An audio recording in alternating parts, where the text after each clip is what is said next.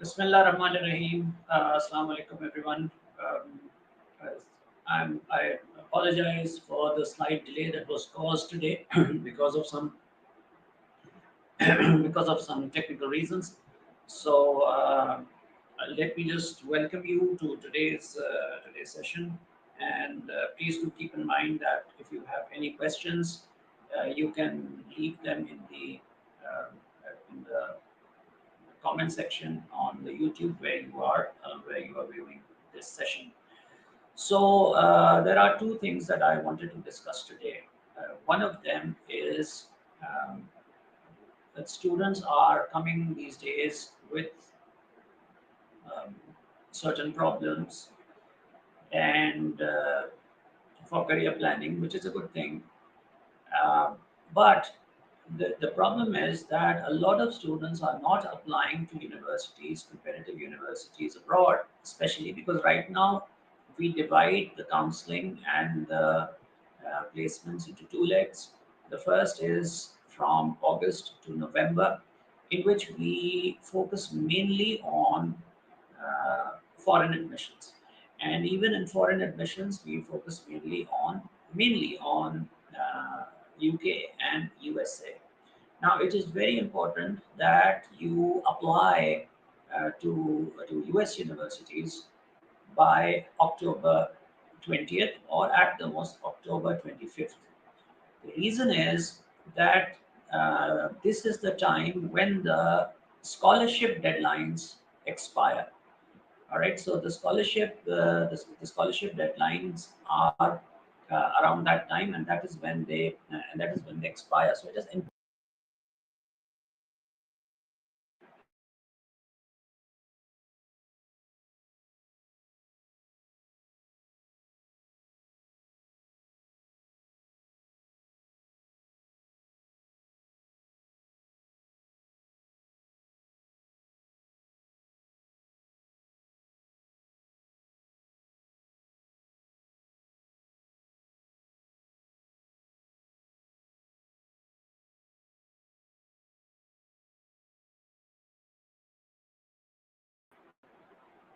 Yeah, I'm really sorry for this technical glitch. We are facing some internet issues today, because of which I understand that there are some connectivity issues. So please do bear with me. Whenever there's a problem, I will get back to you. So what I was saying was that students are coming and then they are getting their career plans made, which is a very good thing. But what I'm noticing is that a lot of students are simply assuming that they will not be able to um, get into a good US university or a good university in the UK, because they are assuming that their grades are not good. Now, I don't know where this feedback is coming from. The procedure is very simple. Look, there are, if you're talking about the US, there are over 4,000, I think over 4,500 universities in the US, right? So there is a university for everybody. Okay, there are certain universities. And another thing, some students who come, they say, I want to apply to a good university in the US, and that would be the Ivy Leagues. No, no, that's not the thing at all. Ivy League is not like the C9 League in China or like the Russell Group in Britain. It's not like that. If you are talking about the top 24 universities in the UK, they will be the Russell Group. But even in a country like the UK, it does not mean that if a university is not in the Russell Group, it will not be a good university.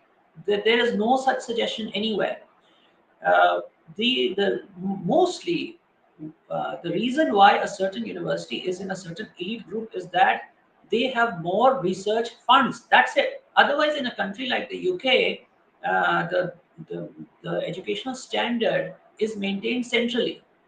It's maintained by the government agencies. It's maintained by independent associations, educational institutions, who are very particular about maintaining a certain minimum level of standard that is delivered to the students. So don't assume that if a university is not in the Russell Group, if it's not Birmingham, if it's not Bristol, if it's not Oxford. And by the way, today I've shared an article with you. which says that Oxford and Cambridge for the first time are not in the first three universities, and that is what I had always believed, that they were about to go out. I was waiting for that. I was expecting them to go out last year, but somehow they maintained themselves. Um, um, but they were on their way out, because they did not seem to adapt very well to the changes. I'm not in any way suggesting that these are not super universities. They are super universities, but they are no longer in the top three. So if you are not in Oxford, if you are not in Cambridge, it means nothing. It really means nothing. Okay, you can still you go to a university and you can get a top class education. Now this is for the UK. Now same thing goes for Germany. When you're talking about Germany, every German university has a certain standard to offer. Though the technical university in Munich and others, they are considered much better. The same goes for Switzerland. Uh, ETH Zurich is the top university. It's now become better than Yale, right? But that does not mean that the university in Bern or Basel, these are bad universities. So a certain level of standard is maintained, and you have to check out a university which is best for you, best for your circumstances, that fulfills your needs. Okay, so please don't just assume that in AS I got a C grade. In AS I didn't get an A, right? So I should not apply. Who told you that? Who advised you that? Okay. The success, when it comes to success in university placement, your success in getting placed in a good university uh, is based on your academic achievement, yes, but it's mainly based on how well you plan and prepare for the admission process. And I've already said to you that the last week before the last one I held the last session, I told you that the admission process starts in earnest 18 months before you attend your first class in university. So if you are going for August, if you're going for August 2027, let's say, or if you're going for August 2026, then your planning process should have started last year, okay, right in the beginning of 2025. So it should take up the whole of 2025 goes into the preparation for your classes, which will start. So it's an 18-month process, and it just does not include your AS result. There are other things which are very, very important. Like, what about your mock and midterm results? I cannot stress this enough. I have been constantly saying this. Unfortunately, under the British system, we have no way of uh, giving a weightage to your mock and midterm exams when it comes to your final result. When you get your final result, your mock and midterm exams in school are not built into that grade. But honestly speaking, they should be. Why? Because universities are looking for consistency of performance. They do not want people who are ad hoc. They do not want people who work one off. Okay, they want people who work consistently. And what's your method of showing that you are a consistent worker? Your method of showing that you are a consistent worker is that, look, I did good in my mock, I did good in my midterm, so please keep that in mind. AS mock, AS midterm, a A2 mock, or at least till A2 midterm. That's very, very important. These results are scrutinized very, very closely by the admission committee, especially by the scholarship committee. If you are going for scholarship, sir, everyone comes and says, sir, can I get 100% scholarship? And what is your midterm result? What is your mock result? And that's when they get shocked. Midterm and mock? Why midterm and mock? I got very good results in my AS. No, that's not enough. Your consistency of performance will be judged by your mock and midterm results. So please take those very, very seriously. I cannot stress that enough. Another thing is you have to give your SAT in time. If you got an A, B, C, if you got a B, C, C, okay, does not mean you are out of the admission race. If you plan the process well, if you fulfill all the other requirements, then maybe you will get into a better university than a person who simply gets 3 A's and does very badly in all other things.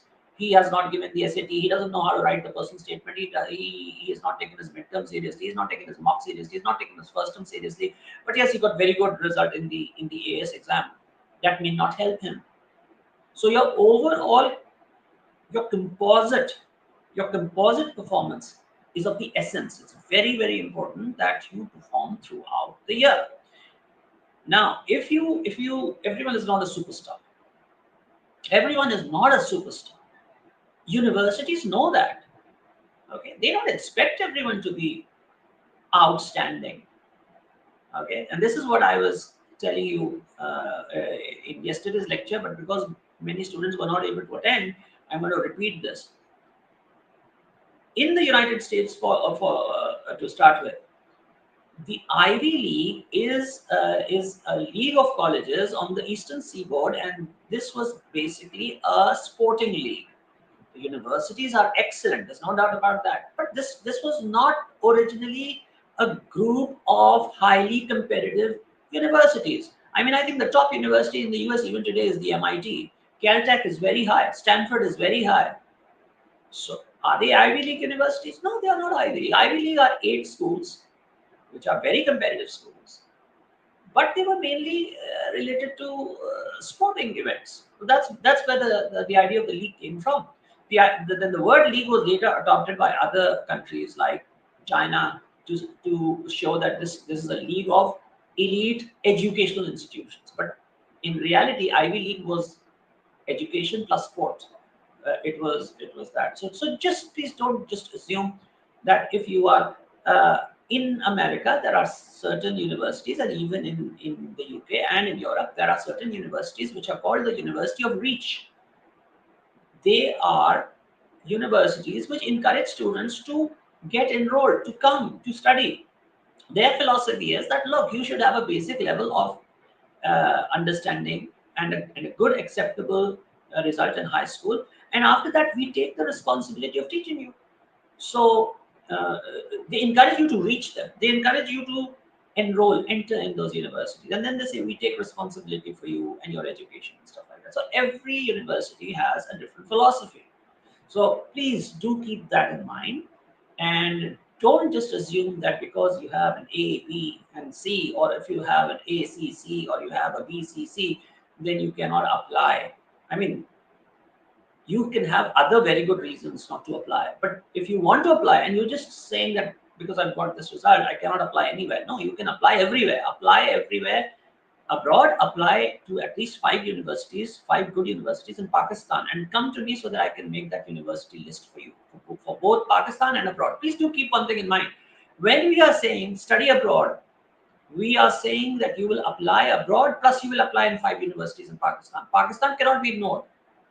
Okay, the country that you are already in, you have the first advantage in that country, and you cannot uh, ignore that country. But A level is all about planning for university. Okay, you are doing activities, fine, you're doing activities. We had students last year who were very good, outstanding, but they got so involved in activities that they simply lost track of why they were doing those activities. Why were they doing those activities? What were the outcomes that they wanted to achieve? They lost track of that. They invested way too much time in the activities, and I was warning them throughout. Look, you need to maintain a balance. So, uh, so that's why they suffered. And there were others who went very steady with every activity that they performed. They knew what they wanted out of it. If you're going to an MUN, please be very sure what you want from that activity. If you're playing basketball, please do play basketball. Please get involved in as many extracurriculars as possible. But you should know what the outcome. what your desired outcome is. Your desired outcome. What do you want from that? Now, I cannot tell you what your purpose is. You have to determine your own purpose intelligently. Sit with your sports teacher, sit with your MUN teacher, sit with your someone in student affairs, sit with them and uh, try to work out intelligently. Tell them that this is what I want to achieve in life and how will this activity help me. That's very, very important because you have to show that. You have to, when you're writing your personal statement, you have to show that. And even if you don't have super results, again, there are certain universities which require personal statements. There are others that don't require personal statements. They are, as I said, they're universities of reach. But the good ones will always, the competitive ones, not the good ones, the competitive ones will always require personal statements, whether it's America or it's UK or it's Europe. They will all require. Even in Pakistan now, personal statements have become very important, and there's a reason why personal statements are that important. Okay, I'll do a separate session on personal statements. In the coming week, inshallah, Wednesday or Friday, whenever most students are free. But please do keep in mind there is a reason why personal statements are so important, because your results don't show the person that you are. Your results which you submit, they don't show your temperament, they don't show your proclivities, they don't show your propensities, they don't show your values. There has to be a value alignment between the student and the institution of higher learning he is going to. That's very, very critically important for a university. University wants to see how much value you will add to that institution if you are offered an admission. So that's the thing. Now, if you have 3 A's in AS, you are very well placed. Okay, just do the other things. Do some extracurricular activities, co-curricular activities, supercurricular activities. Supercurricular activities are those that show interaction with the subject that you want to pursue in the future. Okay, start working on your personal statement. That's very, very important. In fact, you should have started working on your personal statement from year one, from the first year of A-level, right? So start working on the personal statement. Take your SAT very seriously. Okay, don't say I'm going to do it all over again. If this happens, then why will you do it all over again? Why will you take a reset? Please avoid resets. This is the worst thing you can do to yourself. Reset is something which consumes your time for no reason, whether it's the SAT reset or it's the A level reset or it's the S level reset or it's the O level reset, whatever it is. Okay, please try to get your result in the first attempt, because all results are good in the context of time. Okay, a 50-year-old man cannot give an O level paper and say, I got an A star, I'm so intelligent. No, you don't have to be 50, you have to be 15 or 16 to get an A star in O level and be considered an outstanding student, an outstanding person in that subject. But if you're giving the same thing at the age of 50, it's simply irrelevant. So your result matters at a certain point in time. Okay, don't just keep giving the paper again and again. When you are 16, when you are 17, you set the AS paper, but you say, I want to reset when I'm 18, I want to reset when I'm 19. I mean, it just loses the luster. There's no glamour left in it.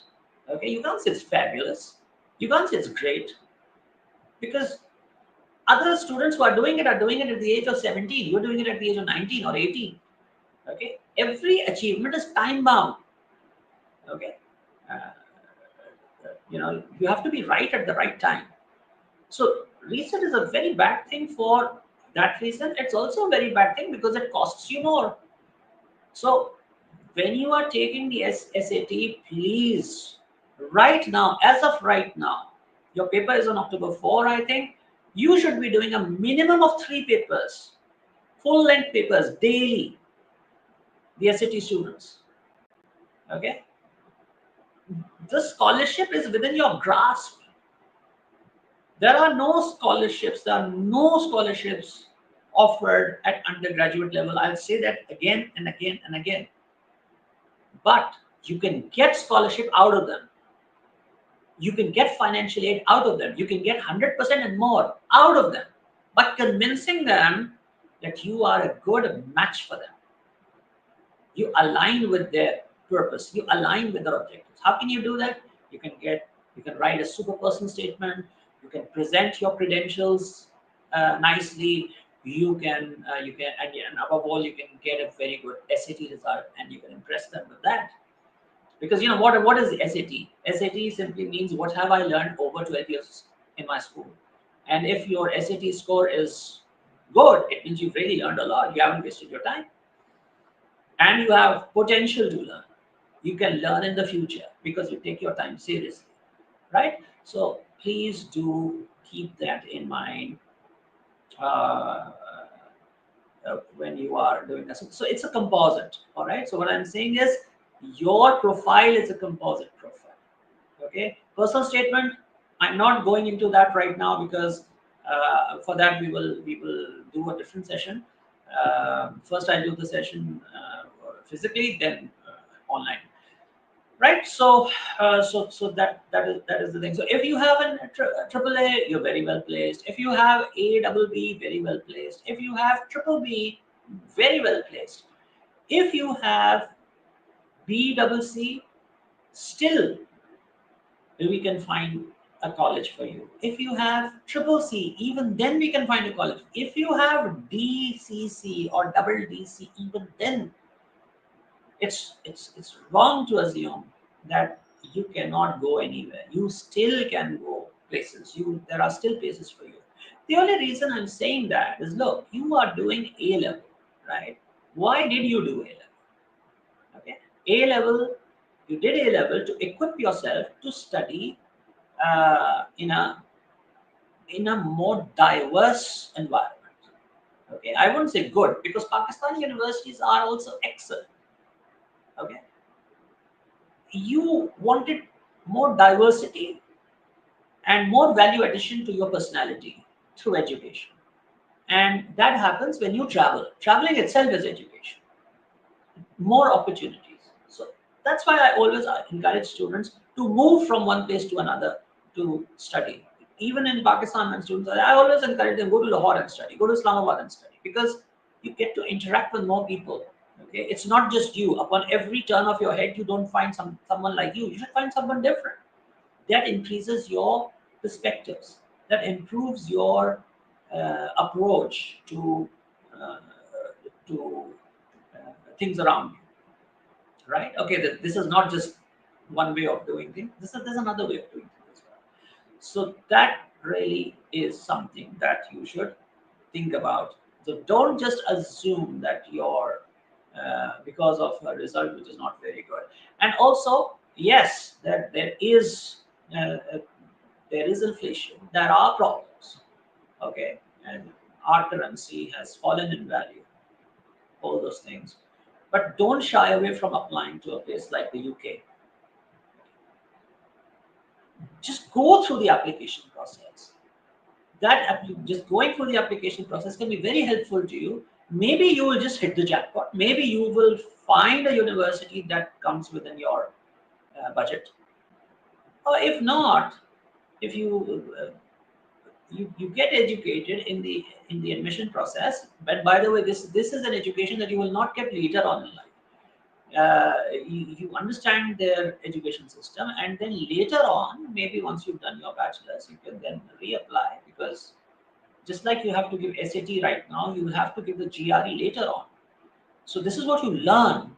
GRE is an extension of not an extension, but it is uh, the source is the same. The methodology, the way of testing, the purpose of GRE and SAT and all these competition exams, they're almost the same.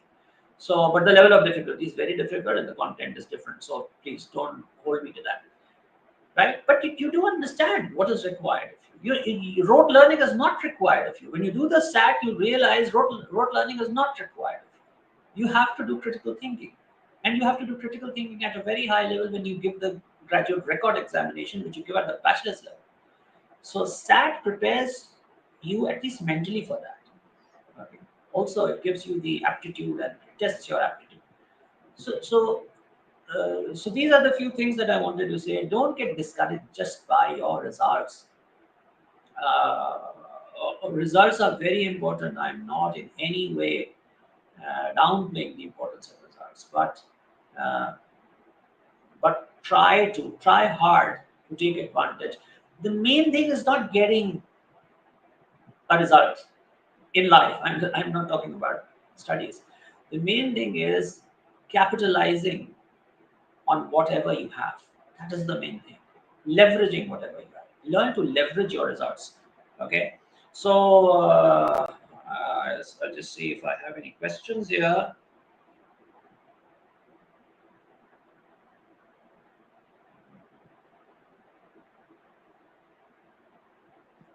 Okay, someone has asked about MBBS.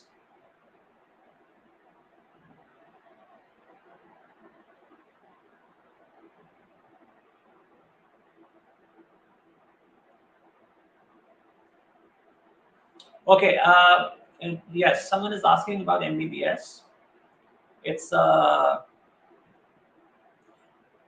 it's a very popular degree and it's a very good degree, right?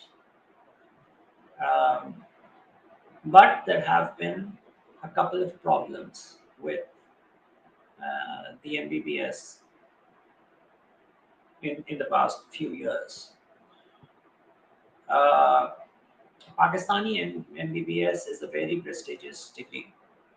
There should be no doubt about that. Pakistani doctors are well known throughout the world. So even if it taxes your patience, prepare for the MDCAT and give the MDCAT. Try to do it from Pakistan. In Karachi, there are 4 public universities which are affordable. But if you do not get into those 4 public universities, then the other universities are private. Now, I did circulate the name of one university recently. It is called Sohail University. Now, Sohail University is a new university, but its program is recognized. Its MBBS program is recognized. Behria also has a medical college. Uh, so, a reason I'm mentioning Sohail University is I believe it's not very expensive, despite the fact that it's in the private sector. In the public sector, there are 4 universities here in Karachi. So competition is very tough. If you want to get into a public medical school, 90% plus overall, that's what you require. Okay, that's why for the past few months, I've been promoting China as a destination for MBBS studies because, and by the way, there are some excellent American universities in China as well. So think about like Stanford University is out of reach. It's very, very expensive for our students. But Tsinghua University in China is connected to Stanford. So it's like Stanford, you're studying in Stanford. So take advantage of that. Go there. They favor Pakistanis. They are going to give you a good deal. I think 25 lakh rupees a year or something like that, and that's what you require for 1 year. So it's very very good. It's a very good option for you. For Pakistanis, it's a very good option. So take advantage of these options in China. But always remember, wherever you are going, you must have 50 lakh rupees in your account to show at the time of the visa. That is important. Okay, so for visa purposes, start collecting. In the case of China, I think it's 40, around 50, 60 lakh that has to be shown. Okay, actually, the way they work it out is your education for 1 year and the stay and the other expenses. That amount for 1 year should be there in the account for you to be able to get the visa. So MBBS in abroad, physics, chemistry, and biology is a very good combination. And if you're going to a place like China, you do not require the SAT. See, SAT is required only for the US basically, but it's also required in certain universities in Canada, also in some competitive universities in Australia, and in Pakistan definitely. So I always say every A-level student should give SAT for various reasons. There is always SAT always has an advantage. So please do give SAT. At least it puts you in the habit of thinking critically and studying hard. That itself is an achievement. Okay, it teaches you how to multitask. You have to study A level, you have to study SAT. Okay, A level second year is all about pressure. It's all about pressure and dealing with pressure. Okay, so at least the SAT teaches you that how to handle pressure, how to study in a high pressure environment. So yes, but yes, you do not require SAT if you are doing the MBBS. Um, you, in China, definitely no. But in certain other countries, I need to find out. But as far as I know, even in places like Kyrgyzstan and Georgia, the other places that we go to, you do not require any SAT. Okay, so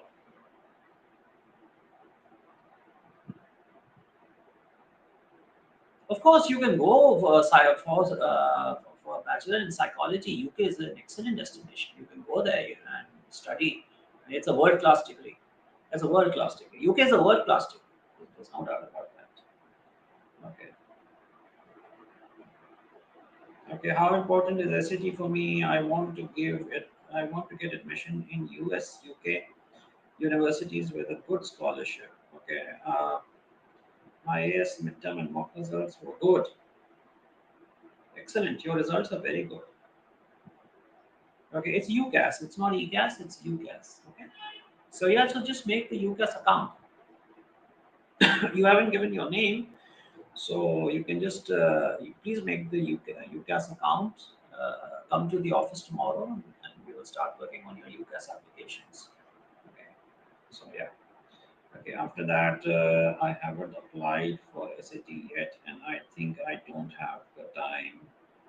So if you are applying to the UK, you don't really require an SAT. Okay, if you're applying to the UK, you don't require an SAT. If you are applying to the US, I strongly advise you to uh, give the SAT. Even though this is the last year that admissions are going to be SAT optional, but still give the SAT. Okay.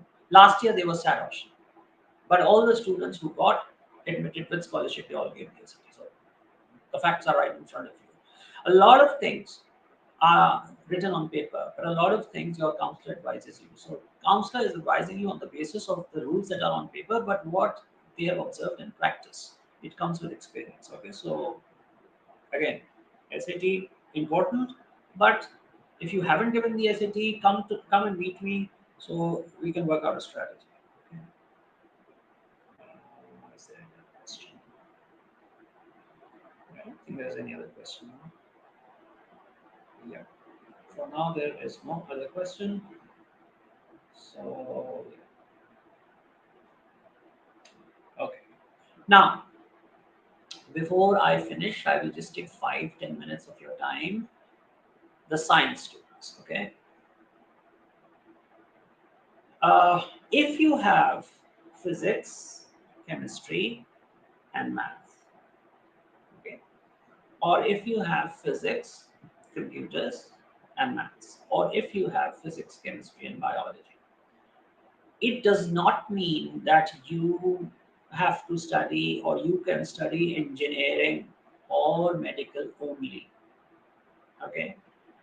I was talking to someone the other day and I told them, and I'm going to say this again, I'm going to reiterate this. The three most important skills these days for doctors. Okay. First and foremost, you should be a God fearing person. We need God fearing people everywhere these days. If you're not a God fearing person, please don't become a doctor, no matter how good you are. That's my sincere advice. Okay. But apart from that, if you're a nice human being, you have empathy, you care for humanity, then you can proceed further. The other things that you require are number one, communication skills. Number two, which is becoming very important, is marketing skills. Okay? Doctors don't have these three. I mean, I maybe they do, but this is one area where they are really lacking and lacking both. Okay. These days, it's all about how much people know you. Have you seen the Coca-Cola ads on TV? Have you seen the Pepsi ads on TV? I mean, they spend so much money on advertising. Their main cost is actually advertising because their basic raw material is water, which is a free word. So their main cost is actually advertising. So why are they advertising? They have been here for 150 years or 125 years. Everyone knows Coke, everyone knows Pepsi. Then why are they advertising? Because they are telling you, look, hello, I'm still here. That's what Coca-Cola. When Coca-Cola advertises, it it has nothing to introduce, no new product to introduce. Okay, and it definitely cannot persuade you to drink because it has nutritional value. Coca-Cola has no nutritional value. Pepsi has no nutritional value. Okay, uh, actually, it has negative value. It can actually cause harm, but it can bring no benefit. Then why are they advertising? They are not saying the ingredients are so good. They're not saying we are a new product in the market. All they are doing is they are telling you again and again, I'm still here, I'm here, I'm here, I'm here. They are maintaining the brand equity. They are maintaining the brand. They've created the brand, now they are maintaining the brand. So that is unfortunately now true of everything that sells. Okay. The name sells, the brand sells. So doctors should stop looking to the government and to private hospitals for salaries. If in the first 5 years that you graduate from college, you have a strategy to become a known doctor, because that's what medicine has always been about. The known doctor, okay, the person everyone knows, people will go to them. The other person who may be a very good doctor, but he's unknown, people don't normally go to. And it's not that people who have big names do not make big mistakes. They make horrible mistakes. Okay, they destroy lives. One mistake and the person on the operation table is dead. Okay. But still, people follow the name. People follow the brand. That's human nature. So if you can use the first 5 years after graduation to build your brand, to build yourself into a brand, you're done for life. You are set for life. So doctors require medical skills, but they also require communication skills and they require marketing skills. And the third thing that they require are entrepreneurial skills. Why are you thinking about working in a hospital? Why don't you set up your own hospital? Why don't you set up your own small clinic? Why don't you set up an online clinic? Oh, why don't you, I don't know, buy a drone or something like that? I don't. Why don't you get a drone constructed? By the way, there are students here who know how to make drones. You don't have to import them. You make a drone. Just giving you a wild idea. You get a drone made and send the drone to the place of the person who has a problem, and maybe you can maybe you can provide a solution. People who have made their names were never after money. Okay, this is the worst thing you can do to yourself. This is the worst thing you can do to the country's economy. Think about those professions that will give you money. People come to me and say, I want to do something that makes a lot of money. No. People who have made money are those people who were not after money but after real customer solutions. If you can give a real customer solution, what is this what are we doing right now? YouTube, StreamYard, all these things. It's a solution. They first thought about a solution. So when you are a doctor, think about a solution that you will give and how you will deliver a solution, and you are done. You will be a successful doctor. So doctors need those skills, okay? Because that's where they are lacking. All right. Okay.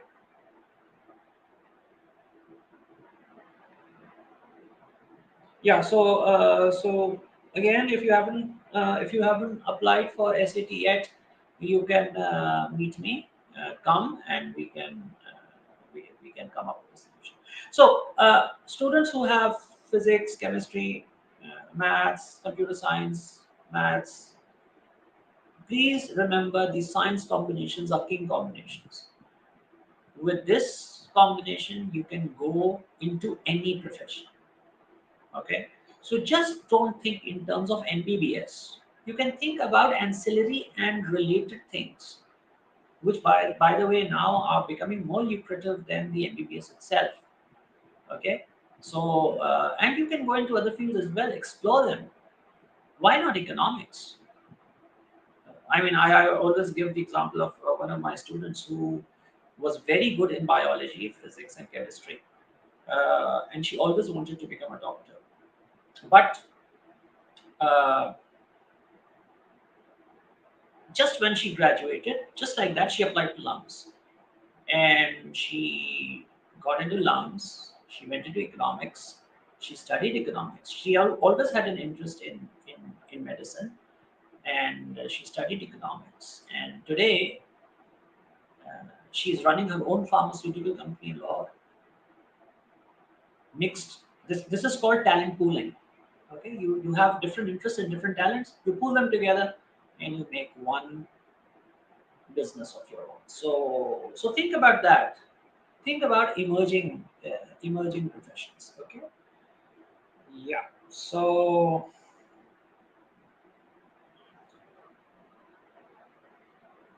there are no low budget medical schools in USA. In North America, if you want to become a doctor in good standing, it takes anywhere between 14 to 17 years. Okay. And the rule of the thumb is very simple. The longer you stay in university, the more you keep spending. Okay. University is expensive, and medical schools are atrociously, exorbitantly expensive. So we are very blessed that we have good medical schools here. Take advantage of those opportunities here. Uh, Apart from that, if you want to go abroad, there are other options which we can discuss for the MBBS. Okay, so I hope that today's session was useful. I wanted to discuss. Some certifications and very good degrees in financial management. Okay, this is one area which students don't know about, and I don't know why they don't take it seriously.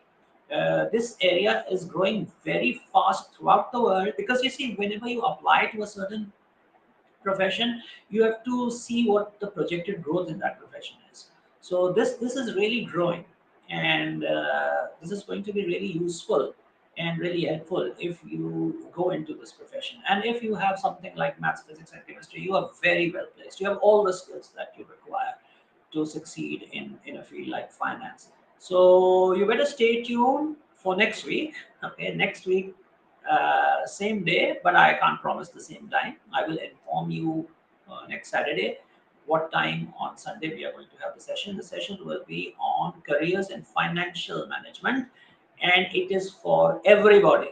It's not just for commerce students. Commerce students very important, but commerce students, science students, anyone can go into financial management. I'm not going to discuss accounting next week. This is going to be financial management, and we are going to see what opportunities there are in this area. Okay, thank you very much indeed for your time, and have a very nice weekend, whatever is left of it. Allah Hafiz.